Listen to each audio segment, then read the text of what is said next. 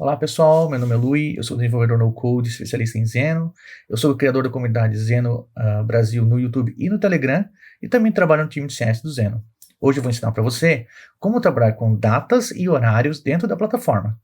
Existem duas formas de você estar armazenando datas e horários, né, dentro do Zeno. A primeira é esse tipo de campo aqui chamado timestamp, que ele armazena a data e o horário, enquanto tem um outro tipo de campo, que é só data, onde você armazena a data e ele é automaticamente vinculado ao 0 hora daquele dia.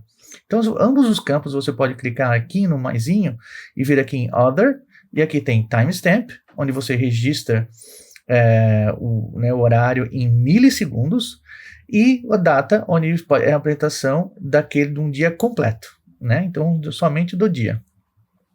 Então, deixa eu mostrar como é que é armazenado no banco de dados a parte de milissegundos, tá? Então, aqui, ó, eu estou puxando o primeiro registro desse banco de dados aqui, o número 1. Então, esse created at aqui, ele é representado dessa forma aqui, ó, que é a forma Unix Timestamp, que é a quantidade de milissegundos desde a data epoch, que é 1º de janeiro de 1970. Então, se você vir aqui e copiar e vir aqui no conversor, você vai ver que aqui eu tenho quinta-feira, 10 de agosto, né? Quinta-feira, 10 de agosto, beleza. Aqui quando foi criado. Ok. Então, qual é o benefício de estar usando esse tipo, né, de dado?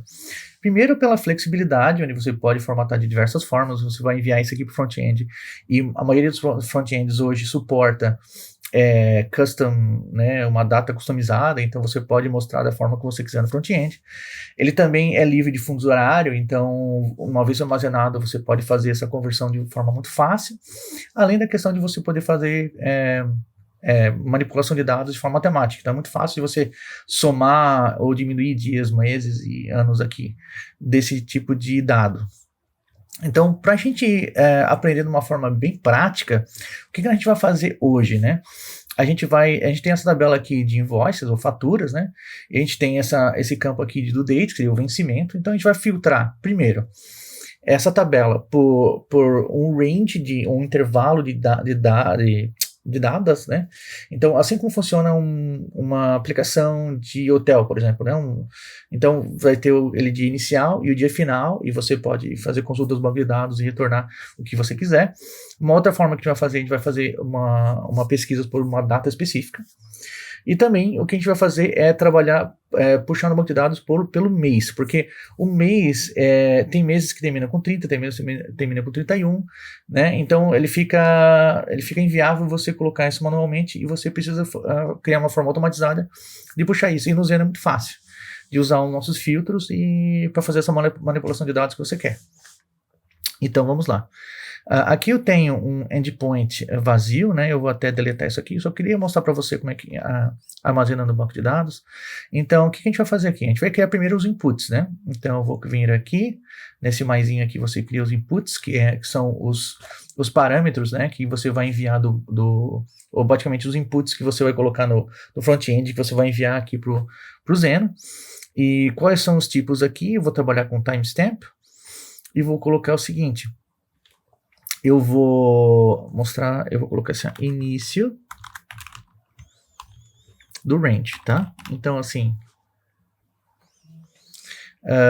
e outra coisa que eu vou fazer aqui é basicamente o seguinte, início do range e também final do range.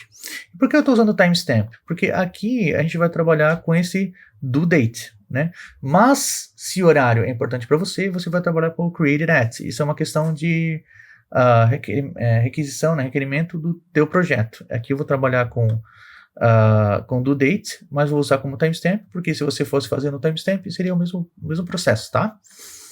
Então, uma vez que a gente faz isso aqui, eu vou mostrar o seguinte, eu vou clicar aqui, ó, nesse maisinho aqui, porque esse aqui é o input, e agora a gente vai criar as funções, ou seja, as ações que a gente quer fazer com esses inputs enviados. No primeiro, eu vou aqui em Data Manipulation, Create a Variable, então a gente vai criar uma variável somente para mostrar como é que funciona aqui, ó, né, como é que fica armazenado, ou como é que se mostra aqui no Zeno esse tipo de timestamp, tá? Então, o que eu vou fazer? Eu vou chegar aqui e vou colocar como início range e vou mostrar como é que funciona aqui. Primeiro é o seguinte, né? O Zeno tem esse run debug, que é como se fosse um Postman integrado para você fazer a chamada aqui dentro mesmo do ambiente do Zeno. Aqui a gente vai usar no formato JSON. Primeiro é o seguinte, aqui ele está esperando um número, né? Eu vou mostrar para você já como é que funciona a questão de armazenamento de timestamp, né? Então, o que eu vou fazer aqui? Eu vou mandar uma data, então eu preciso colocar entre aspas. E vou colocar no dia de hoje, 19/10/2023. Porque aqui eu estou só mostrando para você como é que funciona. Então, aqui eu tenho esse timestamp que corresponde a essa data que eu coloquei, né? Se a gente copiar aqui, vir no conversor e colar, é isso que a gente tem aqui. Ótimo. Agora, o que eu vou fazer? Eu vou mostrar para vocês como é que funciona um filtro chamado Format Timestamp. Então aqui, primeiro, né? Quando você clica aqui nas definições, se você dá um hover aqui embaixo, ele fica escondidinho, né? Então hover aqui embaixo, tem adicionar filtro. Quando você clica aqui, você vai manipular essa variável que está aqui dentro, né? Ou o input, enfim. E aqui tem vários tipos de filtro. Tem o filtro matemático, mas a gente vai trabalhar com o filtro timestamp porque é o único que pode ser utilizado nesse tipo de campo, né? Então, eu posso adicionar, posso segundos, milissegundos. É o seguinte, eu vou formatar o timestamp. Por que eu quero formatar o timestamp? Às vezes eu quero enviar para uma API, que é uma API específica, então a API requer aquele tipo de formato, ou o front-end não tem suporte, ou simplesmente eu quero enviar para o front-end daquela forma ali. Então eu uso esse filtro para colocar o formato do jeito que eu quero, né? Customização 100%. E para formatar esse tipo de campo, como o Zeno é feito em PHP, a gente usa o datetime, que é um formato do PHP de manipulação de dados. Eu vou usar, primeiro eu vou fazer o seguinte, qual o formato que eu quero? Eu quero colocar assim, dia, barra, mês, barra e o ano, tá? Então vamos fazer o seguinte, eu vou colocar esse site aqui na descrição do vídeo, onde você pode também referenciar quando você estiver trabalhando com o Zeno. Também esse site também tem um link lá na nossa documentação. Então, se você quiser colocar, por exemplo, aqui o dia do mês, desculpa. O dia, se você quiser colocar com 0, então está sendo dia do mês com 2 dígitos com 0. Então, esse D minúsculo. Se você quiser colocar o dia sem o 0, você vai usar esse J aqui, sem os zeros. Se você quer colocar a representação textual, então o D maiúsculo é esses os 3 primeiros dias da semana, né?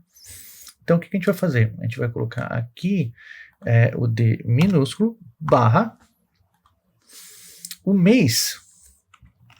A gente vai fazer o seguinte, onde é que está aqui? Aqui está a semana, aqui está o mês. Então, o mês escrito é o F maiúsculo, o M minúsculo é o mês com 0, o N minúsculo é o mês sem o 0, e a representação textual abreviada, né, o menor, é o M maiúsculo. O que eu quero? Eu quero o mês com, né, para esse exemplo, né, eu posso utilizar qualquer um, mas para esse exemplo eu vou querer o M minúsculo. Barra e o ano. O ano a gente praticamente tem duas opções aqui, ó, que é que é o número, o ano é representado por 4 dígitos, e temos o Y minúsculo, que é o ano representado por 2 dígitos, e temos os outros aqui que são menos utilizados, né? Então eu vou fazer o seguinte, eu vou colocar o ano com apenas 2 dígitos. Então aqui, o que está acontecendo aqui? Aqui está referenciando input. Eu tenho que colocar essa variável aqui, ó, início. Ótimo. Beleza. Então é assim da forma que eu queria, né? Se eu fizer uma outra alteração aqui, não, eu quero mês primeiro, dia depois, eu não quero barra, eu quero hífen. Beleza, você pode colocar do jeito que você quiser, tá bom? Ótimo. Agora que a gente sabe como é que funciona o format timestamp, a gente não precisa mais disso aqui. Deixa eu deletar. E agora a gente vai fazer o quê? A gente vai procurar aqui nessa tabela um campo que está dentro desse range de datas, né? Baseado em uma pesquisa desse vencimento aqui que está dentro desse range. Então, para fazer pesquisa, fazer queries dentro do banco de dados do Zeno, primeiro a gente vai aqui nesse maisinho aqui, e vamos aqui no Database Request, né, onde vai fazer requisição do banco de dados, a gente vai fazer essa pesquisa, né, de consultar o banco de dados. E aqui eu vou usar o Query All Records, porque eu vou buscar todos os registros e vou fazer esse filtro, né? E que é da tabela Invoices. Ótimo. Aqui tem as configurações da query, então aqui são os filtros que eu já vou utilizar daqui a um minuto, e tem os outputs, então aqui tem as saídas, né, que a gente vê aqui que por padrão tem todos os campos aqui que eu tenho nessa tabela, date, user ID, amount e paid. Então, user ID, amount paid, ótimo, perfeito.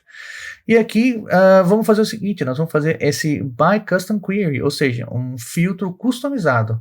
A gente vai clicar nesse lapisinho aqui, adicionar uma condicional, e vamos fazer o seguinte.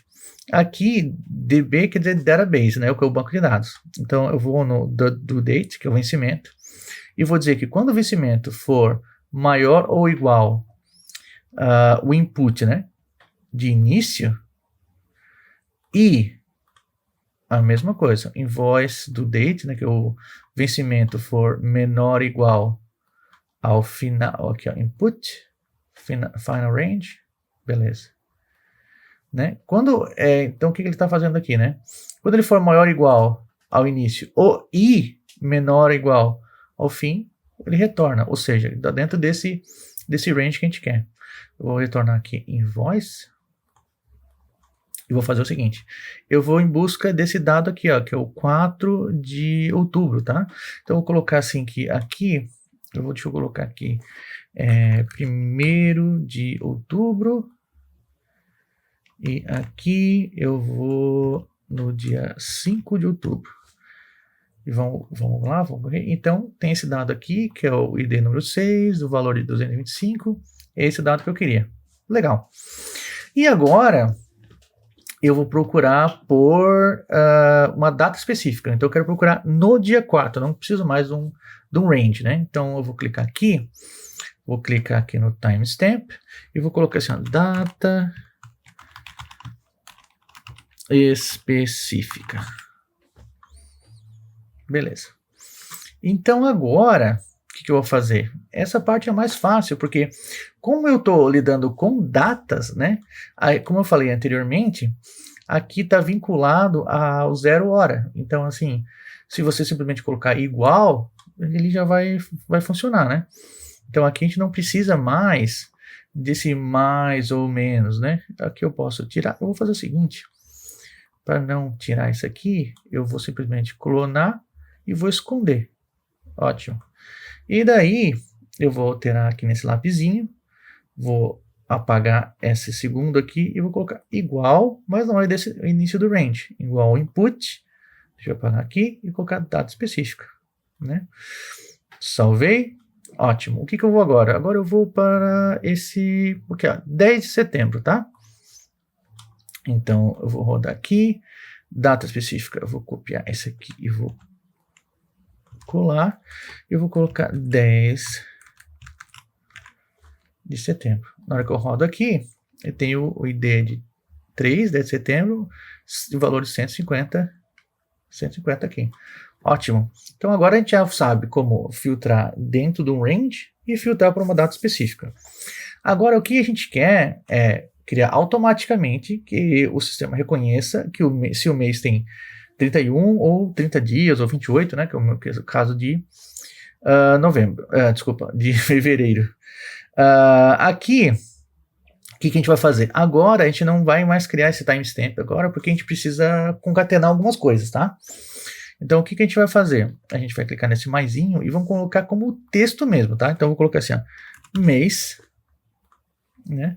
E eu vou colocar o ano. Então, assim, imagina que a gente está fazendo uma aplicação onde está procurando todas as faturas ali do mês 9 de 2022, mês 10 de 2023, né?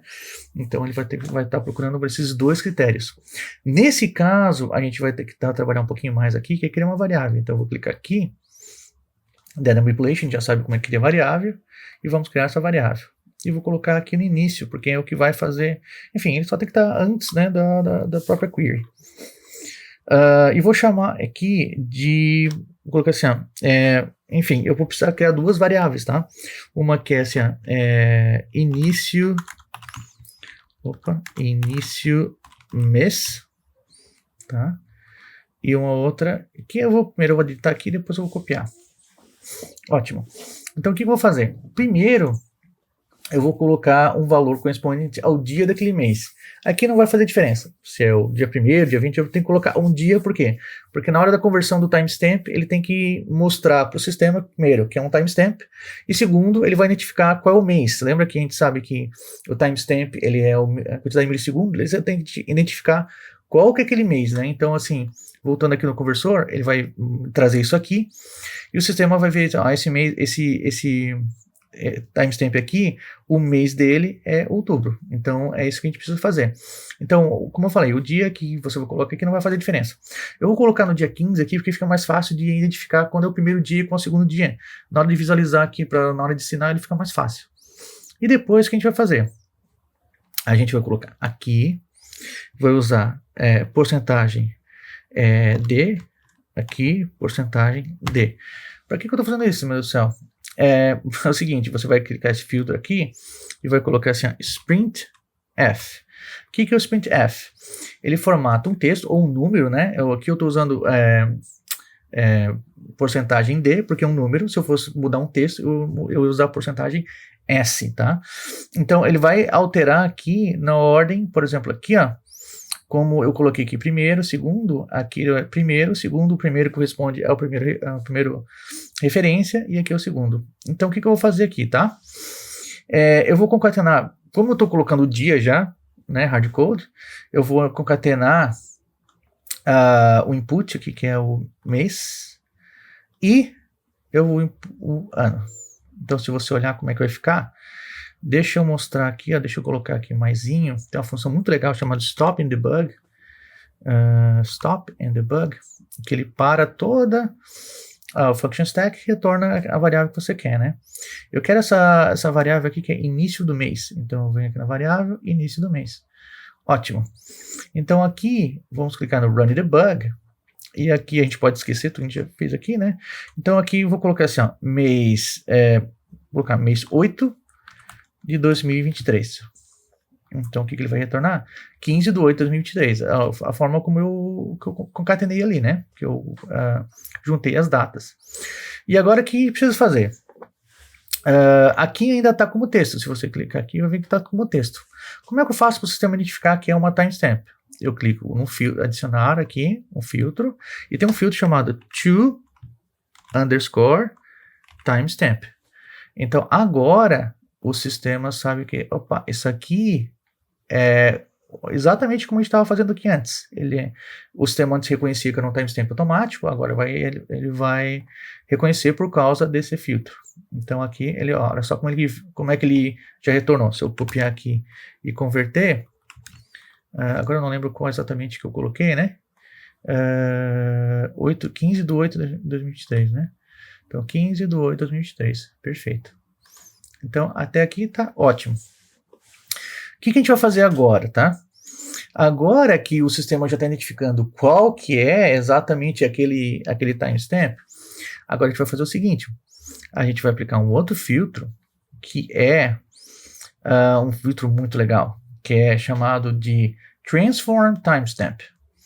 Então, aqui ele vai, como a gente fez o format timestamp, a gente usa o datetime formato do PHP, a gente também vai usar os formatos relativos do PHP. Então, se eu quiser simplesmente falar ontem, eu não preciso calcular lá menos, não, só eu vou lá e escrevo yesterday, à meia-noite, midnight, e aqui, então tem muito legal assim, se você quer colocar assim, por exemplo, mais 5 semanas, ou 12 dias, menos 7 dias de semana, olha só que legal isso aqui, eu quero tirar 7 dias de semana para trás, excluindo os finais de semana, daí você consegue usar isso de forma relativa, né? Então, o que eu estou procurando aqui? Eu estou procurando isso aqui, ó, first day of. Por quê? Se eu colocar só essa forma aqui, ó, ele vai dar o primeiro do mês current, né, no mês atual. E aqui é o último do mês atual.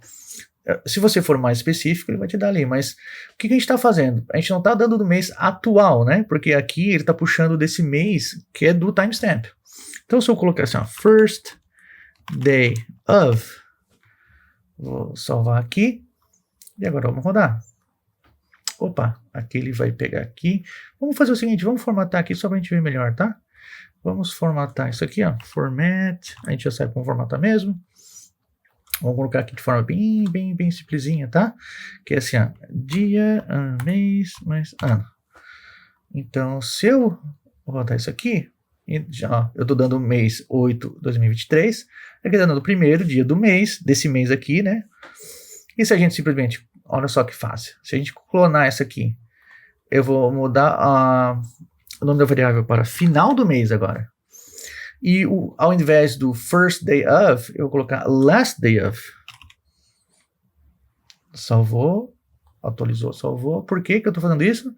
Porque aqui tem o last day of, retorna o último dia do mês. Então, se eu trocar aqui o stop and debug para, deixa eu limpar essa variável, colocar final do mês, aqui que o negócio fica mais interessante, porque o final do mês é o que varia, né? Então aqui o final desse mês 8 é 31. Se for do mês 7, acho que 31 também agora. Vou fazer o teste aqui. É 31. Se for do mês 9, aí é 30. Se for do mês 2, aí é 28. Olha só que interessante. Então, o que a gente sabe aqui? A mesma forma que a gente vai fazer a query do início e final do range, a gente vai usar aqui agora. Então, eu vou esconder isso aqui, vou esconder isso aqui também, que esse aqui é da data específica, e vou voltar aqui. Então, a única diferença que eu vou fazer aqui é que tem que ter uma variável início do mês e final do mês. Se eu voltar aqui, naquela que a gente fez lá do range, e editar aqui, ó, ao invés de te dar mapeado com input, a gente vai mapear com a variável. Aqui, var, início do mês, então é maior do que o início do mês, e menor do que o final do mês. Salvei, ótimo, está retornando invoice. Então, o que eu vou fazer agora? Eu vou puxar aqui do mês 8, né, que é o mês de agosto. Então, 8 de 2000. Então, opa, o que está faltando? Ah, tá, eu não habilitei aqui, ó. Esse aqui que eu usei, exatamente. Agora aqui, o que está acontecendo aqui?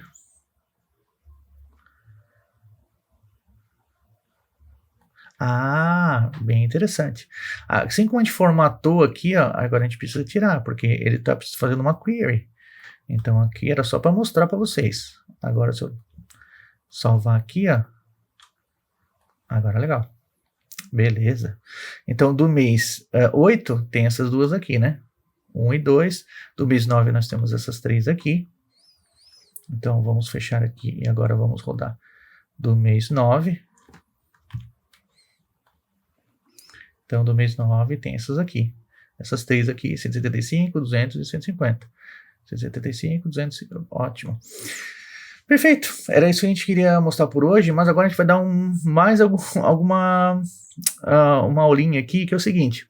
Tá, eu estou retornando esse mês aqui, tá? O mês 9 aqui está me retornando isso aqui, mas o ID está aqui, ó, só o ID do usuário. Aqui, ó, 4, 5, pô, eu quero o nome inteiro do usuário aqui, né? Como é que eu faço isso aqui no Zeno? Eu vou aqui no Query All Records, vou aqui na saída, porque a gente vai configurar a saída, né? Eu quero que ele adicione, né? Add-on, que adicione um dado para aquela saída. Qual que é o add-on que eu vou fazer? Vou criar um novo, tá? Eu vou usar aqui User. Quando eu clico aqui em User, né? Que é onde está vinculado, né? Ou tá relacionamento feito com essa tabela aqui, User. Aqui eu tenho um só, né? Se eu tivesse uma lista, eu iria na List of Items. Como aqui é um só, eu vou Single Item. E qual que é o campo da tabela User que está dentro da tabela Invoice? É o ID. Então, assim, aqui não tem nem o que escolher, que só está o ID aqui. E vou chamar, beleza, vou chamar de User. Aqui eu posso configurar a resposta. Então, o que eu estou pegando lá da tabela user para mostrar nessa aqui? Eu simplesmente vou apagar aqui tudo e vou deixar assim. Não, eu quero só que mostre o nome e o e-mail da pessoa. Só isso que eu quero. Done, save. E agora aqui, ó, que legal. Então, desse mês aqui no mês 9, vai ter a Mônica, Ross e Rachel. Esses valores aqui, e aqui tá Ross, Rachel, Mônica. Legal. E agora, assim, ó, um plus aqui para terminar. Tá, e se eu quiser mandar lá para o front-end todas as invoices, mas eu também quero saber a soma desse mês, né? Então, o que eu vou fazer? Eu vou clonar aqui. Aqui já tem exatamente o filtro que eu quero, então, como eu clonei, ele já está retornando, só que eu vou mudar a saída. Então, a saída, ao invés de me retornar uma lista, eu vou clicar nesse lapisinho aqui, e vai me retornar agregado. Então, eu vou agregar qual é a coluna que eu vou agregar aqui, né? A coluna amount, que é o valor. Eu quero somar essa coluna aqui desde que esteja satisfazendo a minha condicional. Qual que é o agregador? Eu vou somar. Então, o que eu vou fazer? Eu vou colocar aqui, aqui está a variável, então eu vou colocar assim, ó, total de faturas, total de invoices. Né? Então, assim, aqui eu tenho duas variáveis que estão me retornando duas listas de dados, né? Uma aqui são todos os invoices e aqui o total deles, né? Então, eu posso adicionar isso aqui na minha resposta. Então, se eu clicar nesse maisinho aqui, eu vou vir aqui na variável e vou colocar o total de invoices e vou salvar, né? E vou colocar assim, ó, só invoices, então aqui ele vai me retornar os invoices. Opa, aqui que eu fiz aqui, eu peguei e apaguei aqui, e aqui que eu vou colocar assim, invoices. Beleza, então assim, aqui eu tenho um exemplo de saída. Os invoices, que é uma lista dos invoices, uma lista de todas as faturas daquele mês que eu estou procurando, e aqui a soma. Legal. Então o que eu vou fazer aqui? Ó? Eu vou resetar e vou colocar assim, ó, mês 10 de 2023. Vamos ver o que está voltando aqui. O invoices, que são todos os invoices aqui do mês 10, mas vai somar esses dois aqui no final, que é o total de invoices, que é essa soma desse mais esse aqui. Se eu procurar pelo mês 9, então vai ter esses 3 invoices aqui e no final a soma deles. Ok? Então, espero que vocês tenham aprendido algumas lições valiosas hoje. Se ficar alguma dúvida, coloque aqui na descrição, né, no comentário, que eu respondo assim que possível. E nos vemos no próximo vídeo.